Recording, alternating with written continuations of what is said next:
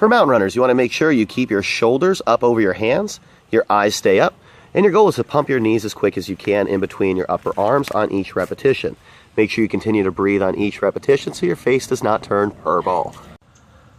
For the bicycle crunch, you're taking the opposite elbow to the opposite knee on each repetition. Make sure you exhale on the knee as you're coming up to the top of the repetition.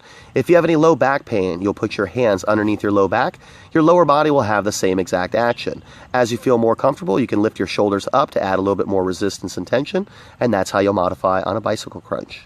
For abdominals, the Russian twist is going to be a side-to-side motion. You're initially going to start with your feet on the ground and knees bent to protect your low back. To increase the difficulty, you're going to lift your feet off the ground, and you can cross your legs for more balance and continue to go side to side until your desired repetitions. For the static hold on back, to go ahead and take pressure off your low back, you're going to go ahead and put your hands beneath your butt and make a bridge between your butt and your ribs.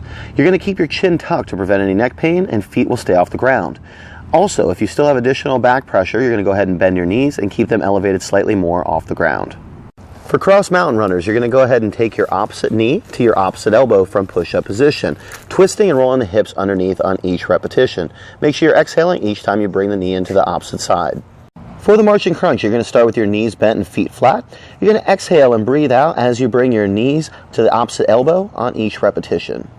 For feet up crunches, you're going to start with your hands overhead. On each repetition, when you reach up towards your toes, you're going to exhale out all the way, folding at the midline. If you have any back injuries, for a modification, you're going ahead and bend your knees just a little bit, and you'll still reach up for the same direction in the sky. For the double crunch, you'll start with your hands behind your head, knees bent, and feet flat. You're going to exhale out as you go towards the top and fold at the midline, bringing your elbows to knees. For bicycle dribbles, you're going to pick up one knee at a time and pass the jug in between the inside of each leg. Make sure you're alternating each leg and you're passing through the inside each time.